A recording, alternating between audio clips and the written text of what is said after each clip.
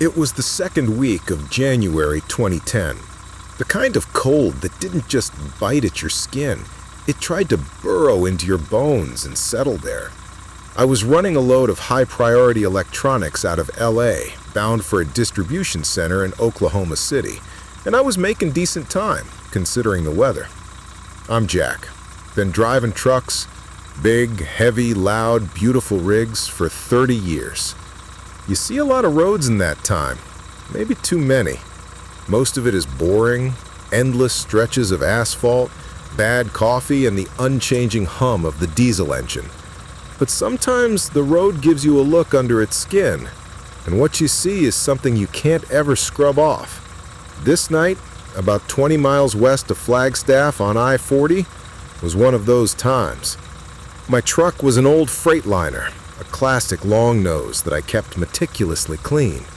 She was a good runner, but she rattled when I hit 75, and right now she was pushing 80 to make up lost time from a chain-up delay near Kingman. The cab was cozy, smelling faintly of stale coffee and pine sol, which I used on the vinyl. Outside it was pitch black, a new moon night, and the sky was so clear the stars looked like splinters of ice scattered across velvet. The temp gauge on the dash was reading 8 degrees Fahrenheit. God, I hated the Arizona winter at that elevation. The ponderosa pines lining the interstate looked like black skeletal fingers against the inky horizon. It was maybe 3:15 a.m. I'd just passed a sign saying Flagstaff 20 miles when I saw the flicker. It wasn't a flare, just a weak, rhythmic pinprick of red light coming from the shoulder ahead. Hazard lights. The sight hit me wrong immediately. Out here, on this stretch of highway, broken down is truly broken. Help is an hour and a half away on a good night, and in this cold, an hour and a half can be a lifetime. I started easing off the throttle, my internal alarm bell starting its slow, deep toll. Rule number 1 of the long haul: never stop for anything that doesn't feel right. But this was different. This was cruel. Leaving someone stranded in single-digit weather felt like a personal failure, a betrayal of the unwritten rules of the road.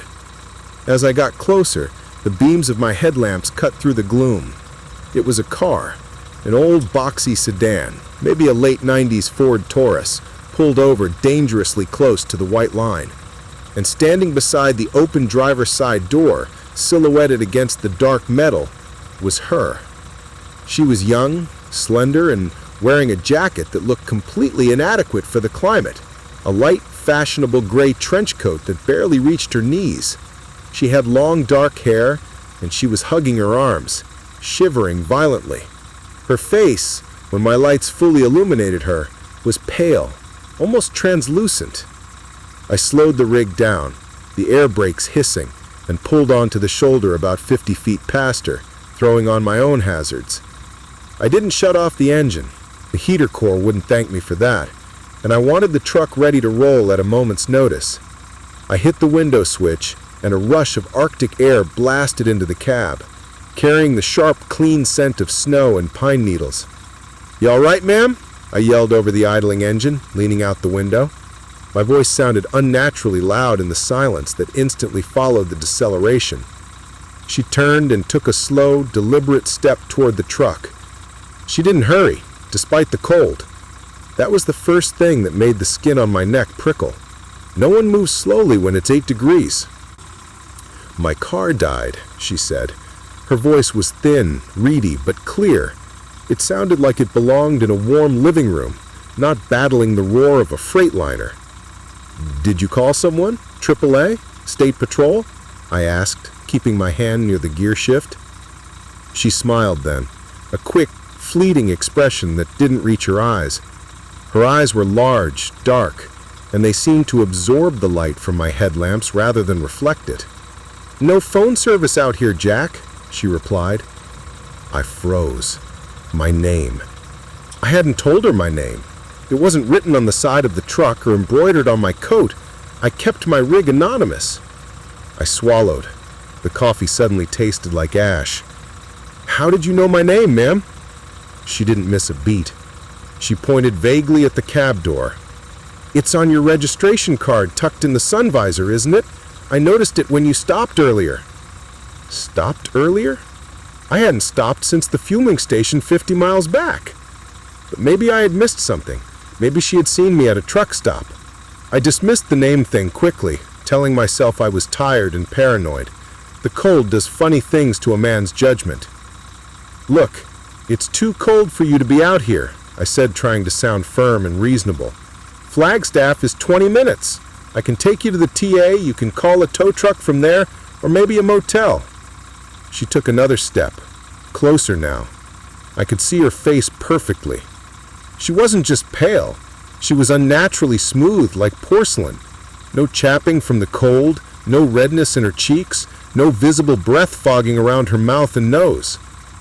"I can't go to Flagstaff," she whispered, her voice losing its reedy clarity and becoming something softer, more compelling.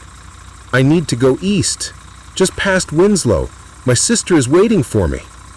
Winslow was an hour and a half past Flagstaff, out of the way and definitely not where I was supposed to be dropping my load. "Ma'am, I can't."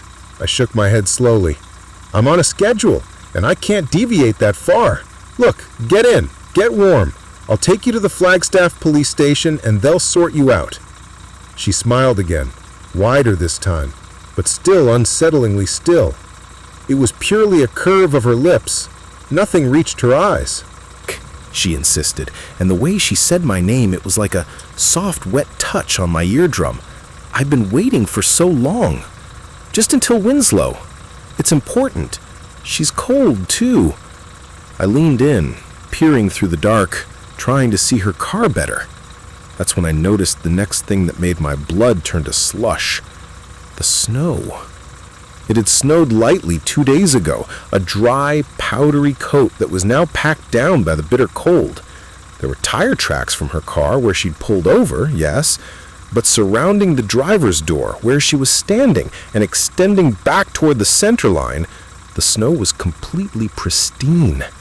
There were no footprints, not a single indentation, not even a small scuff mark in the crisp, 2-day-old powder. She was standing less than a foot from the massive churning dual tires of my Freightliner, yet the snow beneath her coat hem was utterly untouched.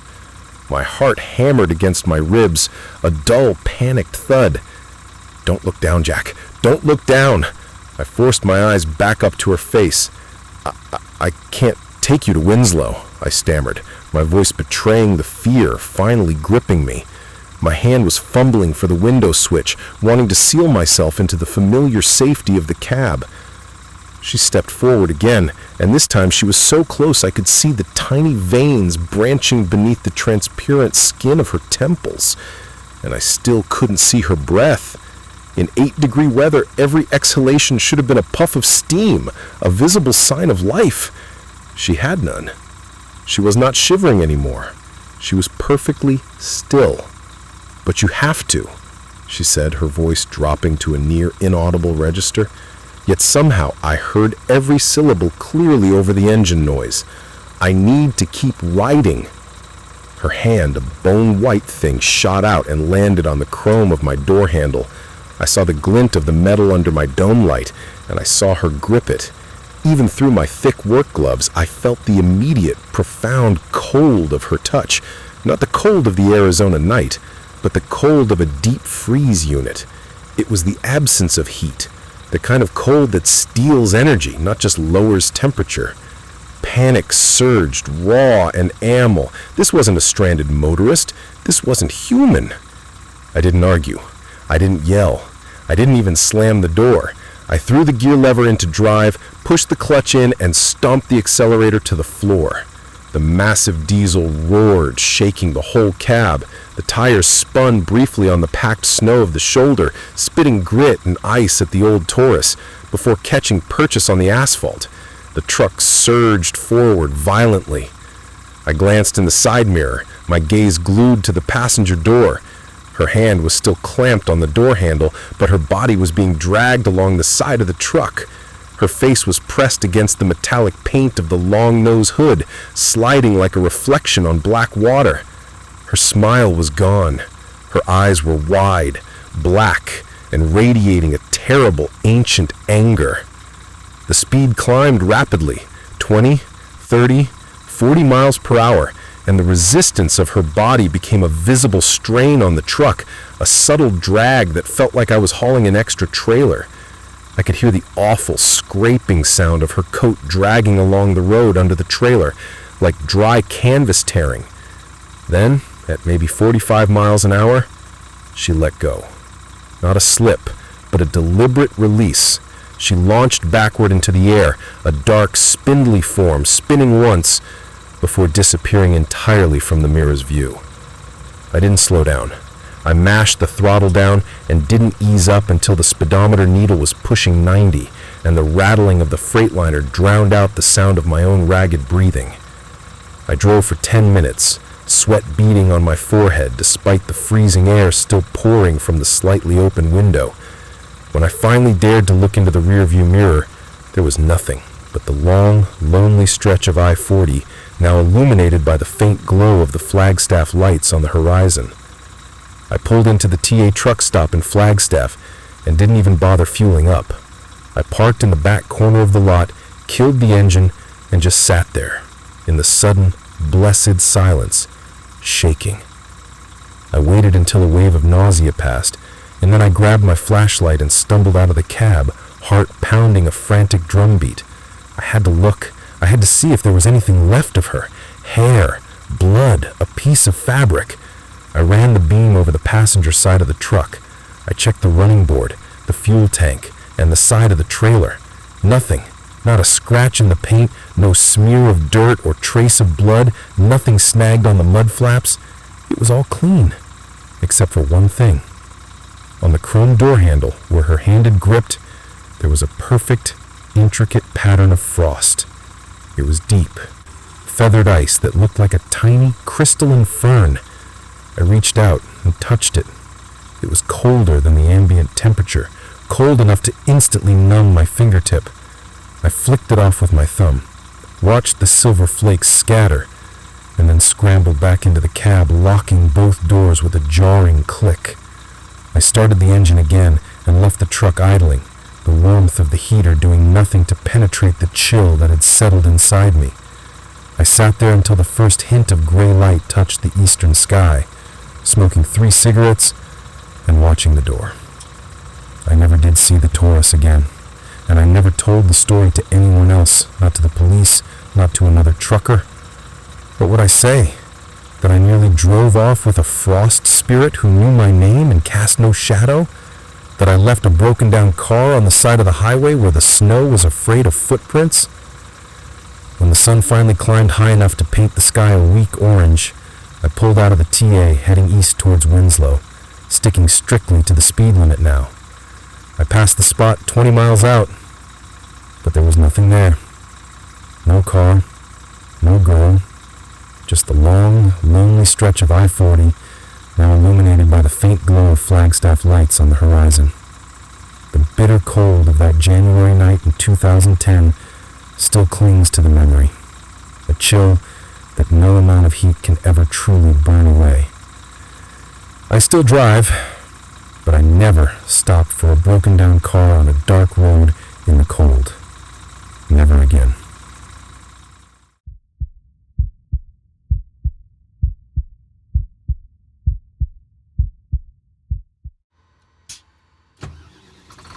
My name's Jake, and I've spent 27 years smelling diesel and asphalt. You get to know the roads better than your own living room after that long, especially the lonely stretches. The road becomes muscle memory.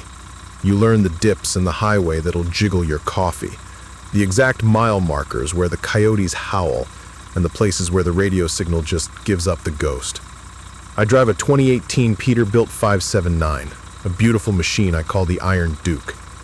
Tonight, the Duke and I were hauling a load of chilled produce, high priority, straight out of California, bound for Dallas. It was 2:38 a.m. when I crossed the Arizona state line, rolling smoothly on Route 60, heading east towards the New Mexico border. That's a brutal stretch. It's high desert, black as a coal seam, and quiet enough that you can hear the faint whine of the turbocharger over the hum of the tires.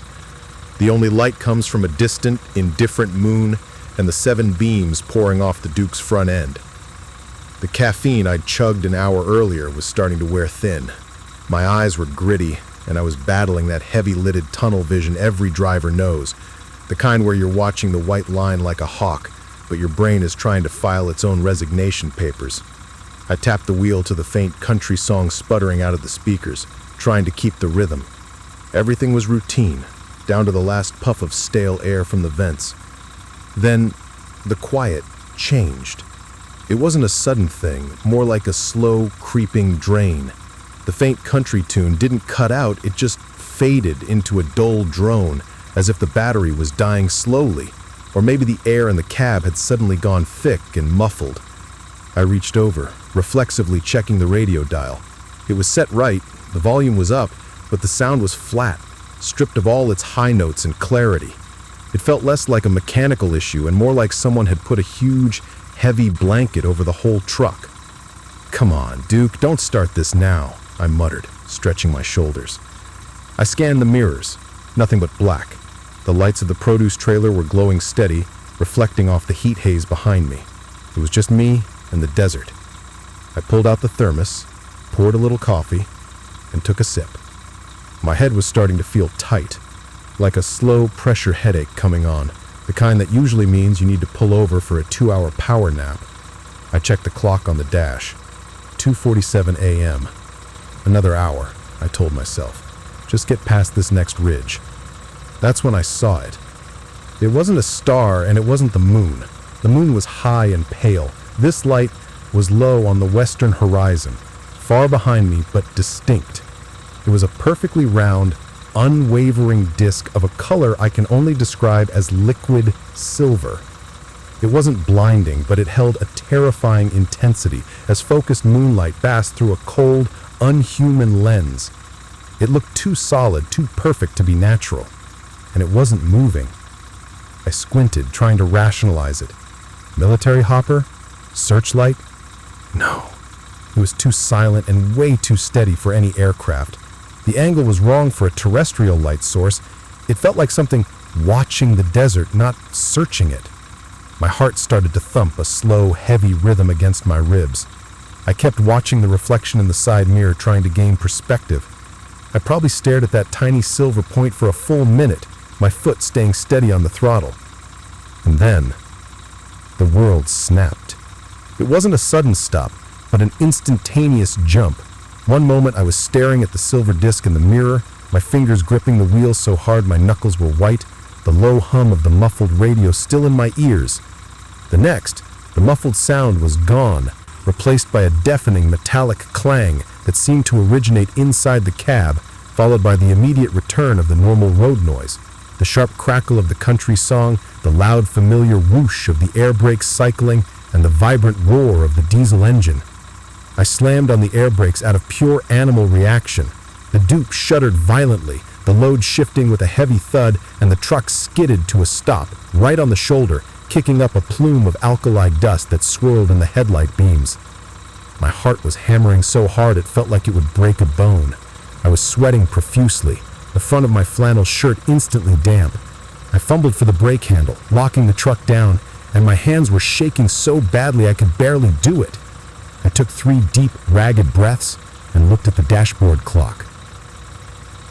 4:05 a.m. I stared at the numbers. 4:05 a.m. I had last checked the time at 2:47 a.m. when I took a sip of coffee. The distance between 2:47 a.m. and 4:05 a.m. is 1 hour and 18 minutes. I looked at the trip odometer, which I always zero out before a long leg. It showed exactly 14.2 miles traveled since I had last noted the time. At my average speed of 65 miles per hour, I should have covered approximately 85 miles in that time span. I was 70 miles short. An hour and 18 minutes had simply evaporated. My foot had been on the throttle, the engine running, the wheels turning, yet I had only moved 14 miles down the road. It wasn't possible. I hadn't pulled over, I hadn't slowed down. I remembered the feeling of terror, the silver light, and then the sudden loud clank, and the world snapping back into focus. I twisted around, looking back toward the west. The silver light was gone. The horizon was still empty, only the faintest smear of pre-dawn gray beginning to stain the east. I tried to tell myself I must have been so tired I'd pulled over, had a micro sleep, and dreamt the whole thing. But I was still sitting upright, belt fastened, hands gripping the wheel. I hadn't moved. The coffee cup was still in the holder, slightly cooled, but not spilled. I killed me engine. The silence was immense, pressing down on the cab. I reached for the handle and pushed the door open, the hydraulic sigh of the doorframe breaking the quiet. The first thing I noticed was the smell. Not diesel, not desert sage, but a faint, sharp odor, like ozone mixed with burnt metal, clinging heavily to the air around the driver's side. I swung my legs out and climbed down, feeling stiff and profoundly disoriented. I walked around the cab, running my flashlight beam over the Iron Duke's polished aluminum. Everything looked fine. Tires inflated, trailer secure, fifth wheel locked. But as I reached the door to swing myself back up, the beam caught something on the large chrome grab handle right beside the door jamb. There was a smear of residue. It was tacky, slightly iridescent, and almost impossible to see in the faint moonlight. But the flashlight caught it perfectly. It was a pale bluish silver color, and it had a strange geometric pattern when you looked closely, like countless tiny symmetrical flakes packed together. It was definitely not sap, oil, or grease. It smelled faintly of that same sharp metallic ozone. The position was the worst part. It was smeared horizontally across the top of the handle, exactly where my hand would have rested if someone or something had been reaching across the cab's open window, or maybe had been touching the outside of the truck as it moved. My blood ran cold. I had a sudden, terrifying flash, a memory fragment that wasn't a memory, more of a sensation. It was the feeling of extreme cold and the impression of a shape, tall, slender, and utterly silent, standing right next to the driver's window. I couldn't remember seeing a face or hands, only the shape and the cold. I grabbed a napkin I kept tucked into the door panel and quickly wiped the residue off, stuffing the napkin deep into my pocket before my brain could argue with my fear. I needed to move. I needed to be where there were people and neon lights and the comforting sound of traffic. I cranked the Duke back to life. The engine caught instantly, roaring its normal, loud song. The radio was back to its sharp, crackly self. I pulled the brake handle, eased the truck onto the highway, and accelerated fast, pushing the speed up to 70 miles per hour, 75 miles per hour. As I drove, my eyes darted constantly between the road ahead and the clock. 4:15 a.m., 4:25 a.m. The truck was running flawlessly now, devouring the miles as it should. The missing time remained an impossible mathematical equation written in my odometer. I reached the next planned fuel stop in Flagstaff hours later, just as the sun was fully up. I pulled the truck into a crowded truck stop and felt a wave of relief so intense I nearly wept. I went inside and ordered the biggest breakfast they had. While waiting for the food, I realized something else was wrong. I was holding my coffee mug, and on the underside of my left wrist, just beneath where the cuff of my flannel shirt rested, was a small, perfectly circular patch of skin that was unnaturally white. It wasn't a bruise, it wasn't a burn. It was smooth, slightly raised, and cold to the touch, and it hadn't been there when I started the shift. I'm sitting here now, 5 days later, having made the delivery. The Iron Duke is running fine, and the boss chalked up the slow time on the logs to technical difficulties. No one believes me. I barely believe myself. But the fear is real. The missing 70 miles are real. And the patch on my wrist, which refuses to tan or fade, is definitely real.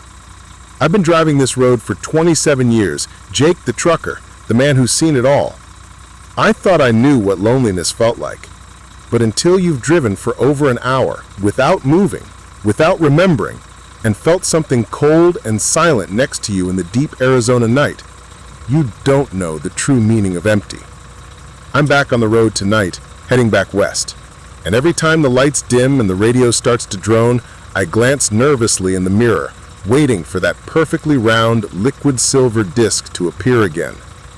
I keep a wrench near the passenger seat now, and I'm taking the long way around Route 60. Some roads, once they've shown you their true depth, you just don't take shortcuts on them anymore.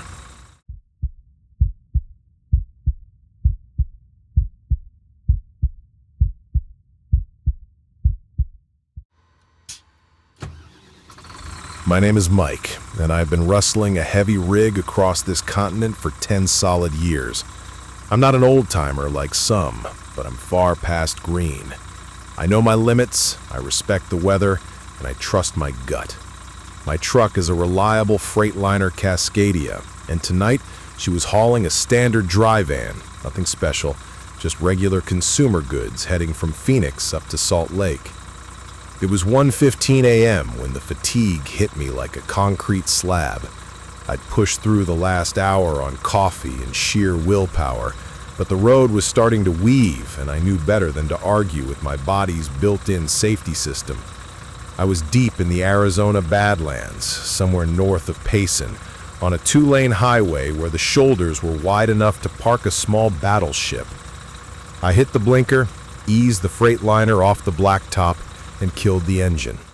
The immediate silence was profound. The hiss of the air brakes settling was swallowed instantly by the vast, arid quiet. I left the running lights on, just enough to mark my presence without burning my retinas, and leaned back, letting the tension drain from my shoulders. My routine is always the same. Kill the engine, check the clock, set an alarm for a 20-minute nap, and then get out for a quick 3-minute walk around. Movement is the best anti-sleep drug there is. I opened the driver's side door, and the interior light clicked on, illuminating the grime on the dashboard. I grabbed my thermos, dropped down onto the gravel, and stretched, listening to the creaking and cooling sounds of the truck.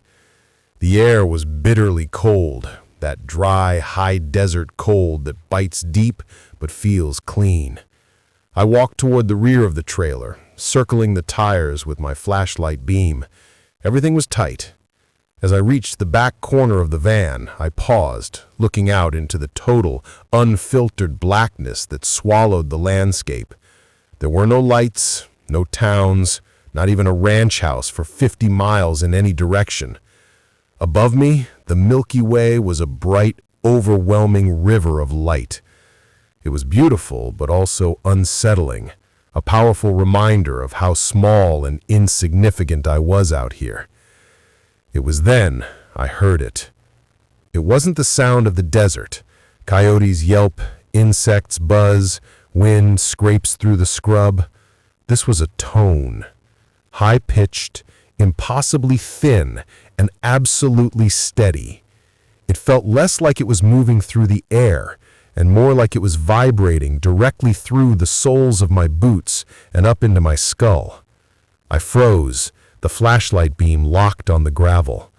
My first thought was an equipment malfunction, maybe a dying relay in the trailer's refrigeration unit. But the sound was too pure, too melodic to be a mechanical failure. It sounded like a single, sustained note played on a glass harmonica, stretched and warped by vast distance.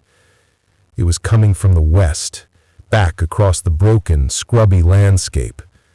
I stood there for maybe 3 minutes, my neck craned, listening to the high, lonely note. It was subtly painful, a pressure behind my eyes. I tried to convince myself it was just high-frequency tinnitus, or maybe the wind catching the air deflector on the cab at a specific odd angle. But the wind was dead silent. Then the tone changed. It didn't stop or stutter. It smoothly modulated downward, sinking into a lower, more resonant frequency. Now it wasn't just in my head, it was in my chest. It felt like standing next to a huge, perfectly silent bell that had just been struck. The vibration was heavy and palpable, thrumming against my ribs. I backed up slowly, keeping my eyes fixed on the horizon, though there was nothing to see but the faint outlines of the low, rocky hills. I was 10 years on the road, and I'd never felt this specific type of fear. Not the fear of an accident or bad weather, but the primal fear that something fundamental about the world had broken. As the resonant thrum deepened, I started to notice movement. Not near me, but far off. A flicker of light that couldn't be right. It wasn't the steady silver light Jake talked about in those old CB stories. This was a rapid, pulsed flickering, like a heartbeat visible in the darkest night, and it seemed to be coming with the sound. I sprinted back to the cab, clambering up the steps and slamming the heavy door shut. I locked it and fumbled the key into the ignition, my hands shaking so badly I dropped it once.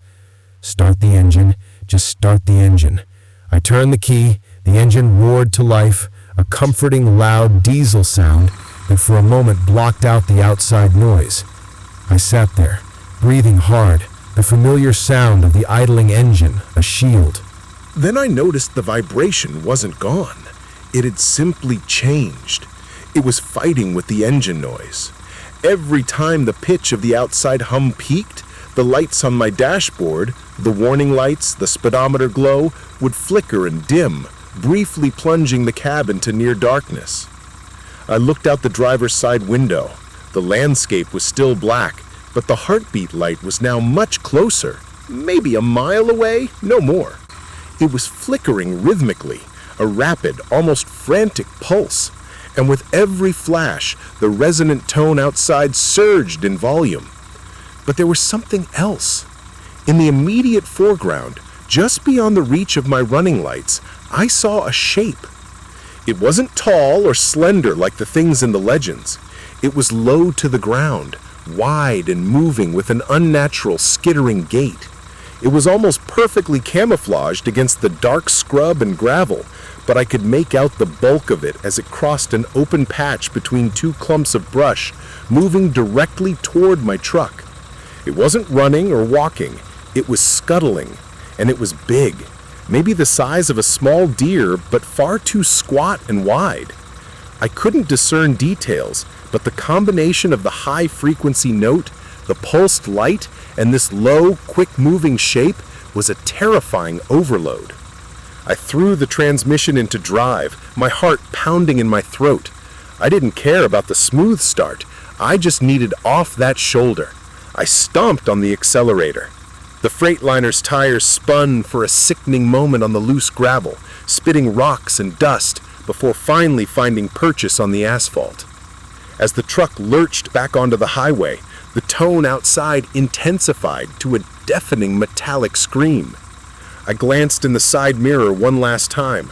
The scuttling shape had made it to the edge of the asphalt and seemed to rise up, briefly silhouetted against the flash of the pulsed light in the distance. It was too fast, too angular, and utterly wrong.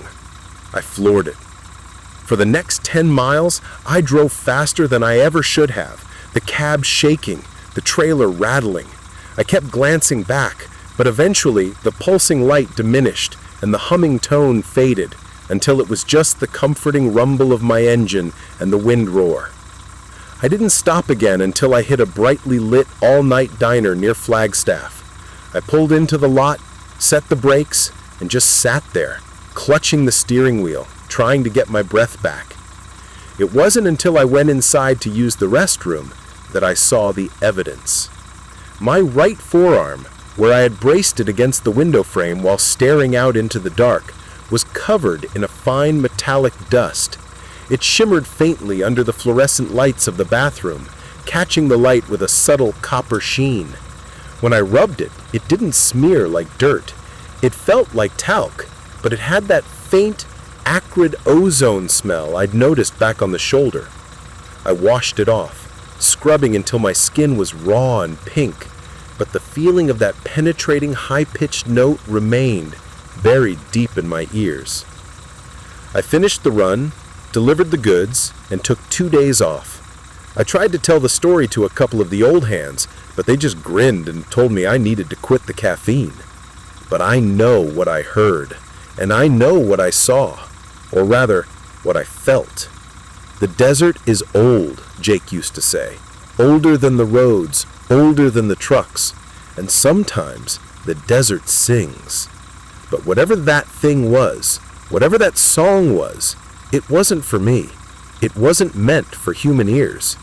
It was the sound of something waking up under the stones, and I'd been foolish enough to pull over and listen.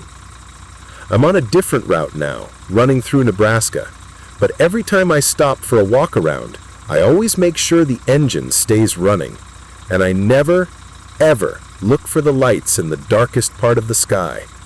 10 years on the road taught me to drive, but that 1 hour in the Arizona desert taught me the difference between loneliness and being truly, terrifyingly alone.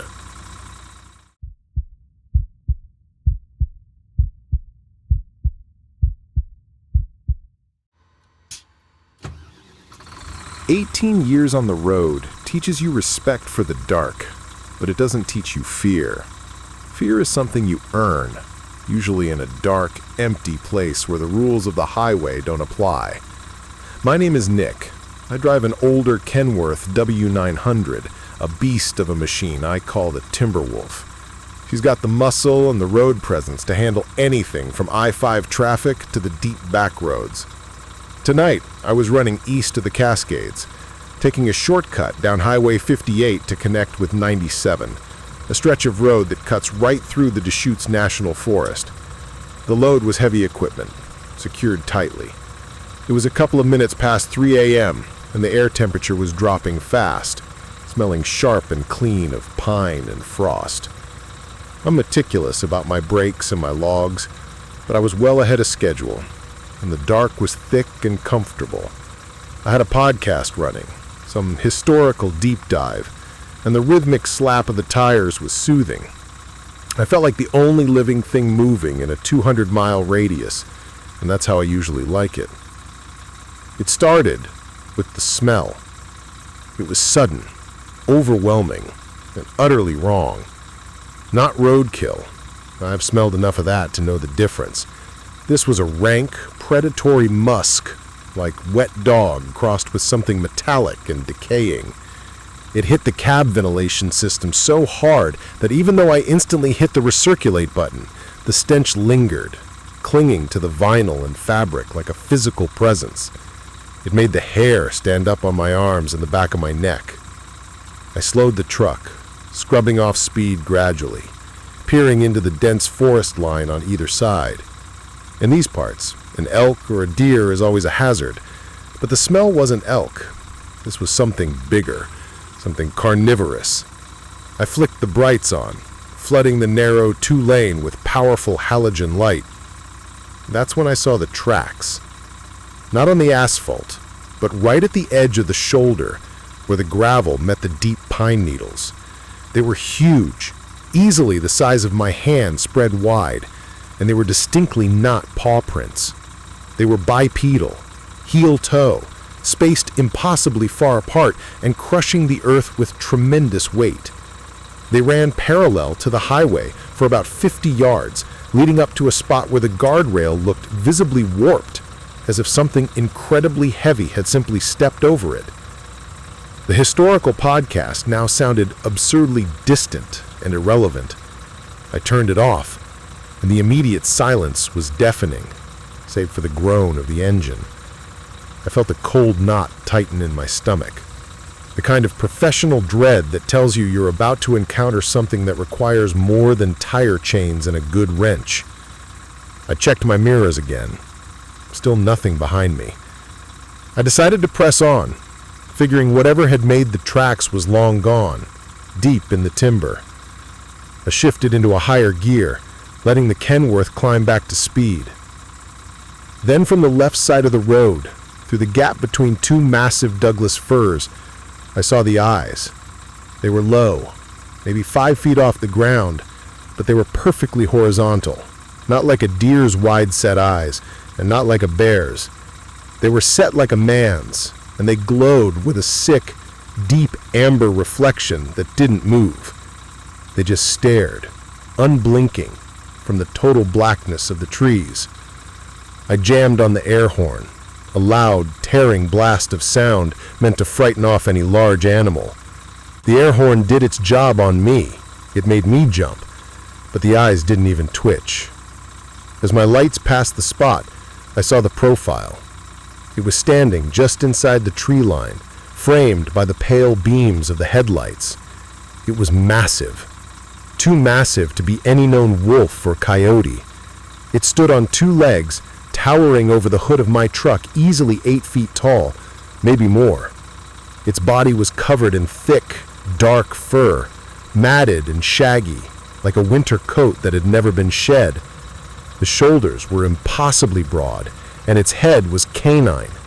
Long snout, pointed ears pressed flat against the skull, but with an intelligent, horrifying posture.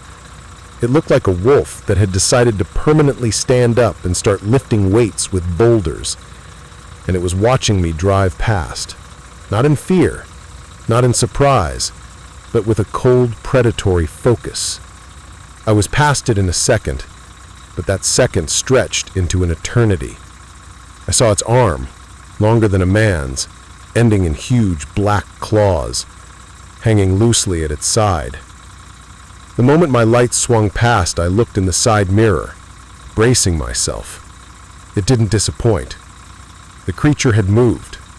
It hadn't run or walked. It had taken a single incredible lunge that brought it from the tree line to the shoulder of the road. It stood there, silhouetted against the dark mountains, its posture now a terrifying crouch. And it was fast. I didn't think, I just acted. I dropped 2 gears, slammed the pedal to the floor, and told the Timberwolf to run. The engine screamed a protesting, desperate roar as I pushed the truck to over 80 miles per hour on the winding 2-lane highway. I glanced in the mirror again. It was keeping pace. This was the terrifying, impossible part. I was driving a fully loaded 18-wheel semi-truck at over 80 miles an hour on a mountain highway, and the thing was running parallel to me, bounding through the shallow embankment in the brush like it was nothing. I could see the flash of its amber eyes in my peripheral vision, and the sound of its heavy, muffled impacts on the ground seemed to punch through the thick glass of the cab. It was gaining. For a moment, it closed the distance entirely. I saw its head turn, and I swear I saw its mouth open in the pale moonlight, revealing long, sharp teeth. It let out a sound. Not a howl, but a guttural, wet snarl that rattled the windows and sounded like a bear trap closing on concrete. Then, it did the impossible. It leaped. It didn't leap at the truck, which would have been bad enough. It leaped across the road, landing with a tremendous, wet thud in the opposing lane, forcing me to swerve slightly. The sheer impact shook the cab. It stood there, blocking the road for a moment, forcing me to veer into the gravel shoulder. I didn't hit the brakes. I didn't slow down. I just wrestled the wheel, correcting the skid, and pushed the truck back onto the pavement, passing the creature by maybe 3 feet. As I passed, the beast reached out with that massive, black-clawed hand and raked its claws across the shiny aluminum of my fuel tank cover, letting out a roar that was pure, visceral hate. The sound was like nails on a chalkboard times 1,000. I finally pulled away on a long downhill straightaway, reaching speeds I won't admit to the DOT. I didn't look back until I saw the welcome sign for the next small town, where the sodium lamps gave off enough comforting, ugly yellow light to keep the shadows at bay. I pulled into a vacant gas station lot, killed the engine, and nearly passed out. My hands were cramping around the wheel and my shirt was soaked. I had earned my fear, 18 years late. When the sun finally came up, I did my walk around. Sure enough, there were 3 deep, parallel gouges etched into the polished aluminum of my driver's side fuel tank cover. They were too deep to be a tree branch, and the spacing was wrong for any normal animal. They were about 9 inches long, raw metal exposed. The scent of ozone and rank musk still clung faintly to the metal. I'm still driving, of course. I have payments, and I have a life, but I never take Highway 58 anymore. And I never, ever turn off the music, no matter how bad the signal is. I know the dark respects the boundaries of the road, but I also know that there are things in the forests of Oregon, things that stand on two legs, smell of decay, and can keep pace with a fully loaded Kenworth. And I know, with absolute certainty, that they are hunting.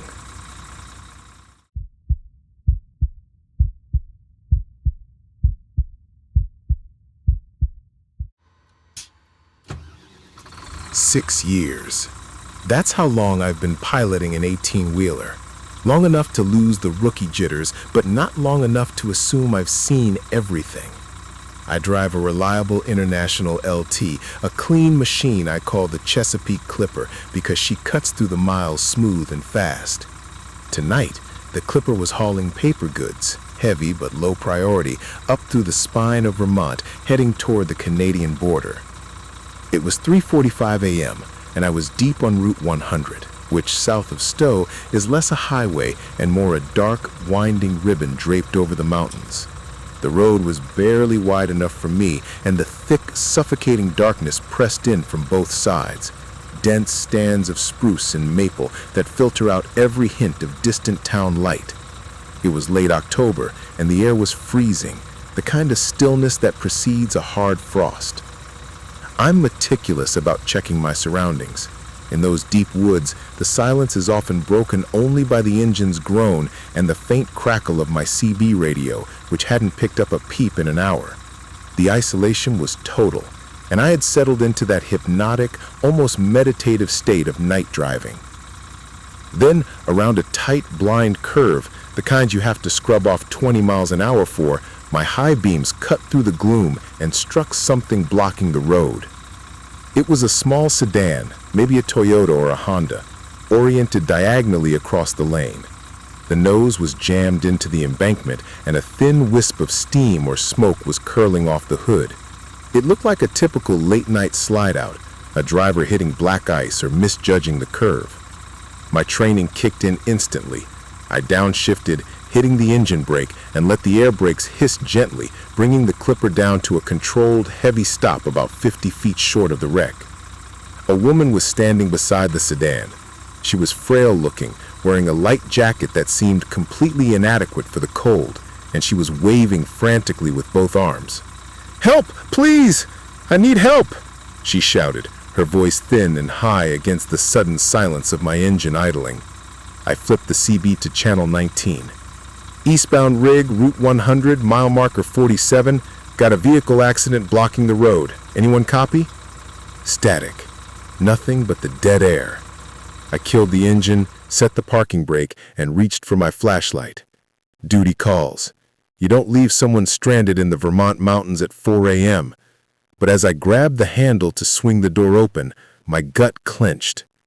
6 years on the road means 6 years of listening to that silent alarm bell, and it was ringing now, loud and clear.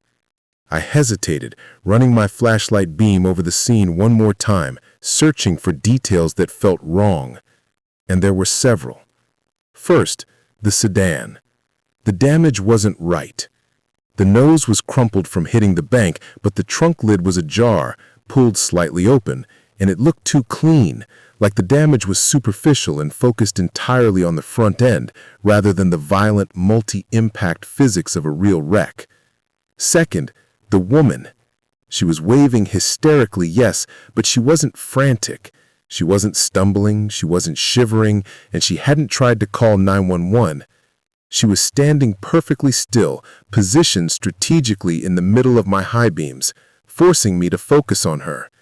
And her eyes, even from this distance, looked cold, not panicked.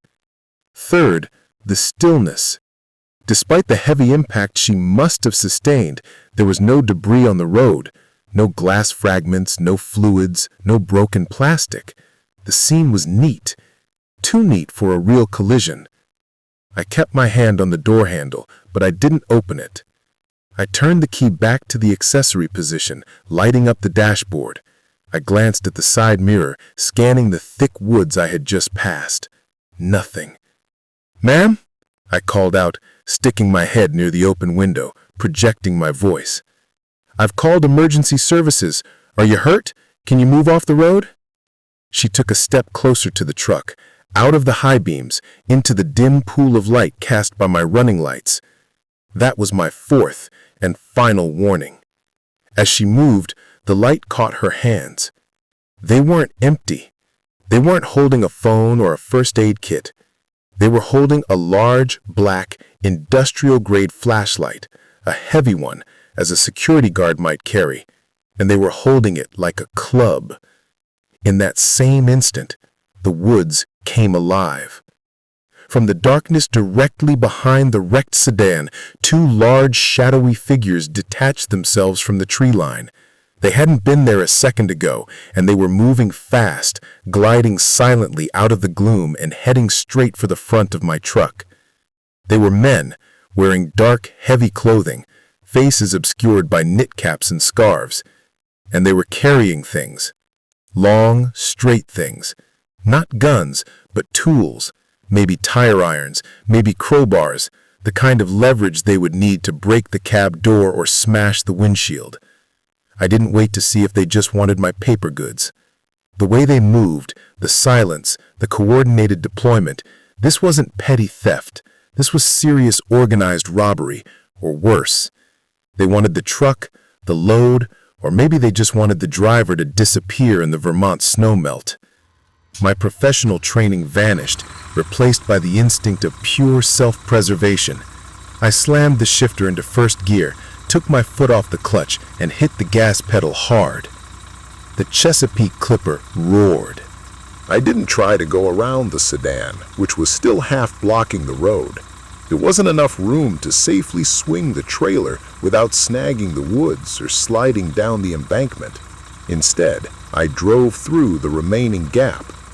The woman who had been waving frantically suddenly abandoned her act. She spun around, dropped her club, and scrambled to get out of the way. The two figures who had emerged from the woods were now sprinting toward the passenger side of my cab, hoping to corner me. The sedan was a flimsy barrier against 20 tons of steel and freight. The rear corner of my bumper and the first section of the trailer's rub rail clipped the sedan's rear fender with a sickening, grinding shriek.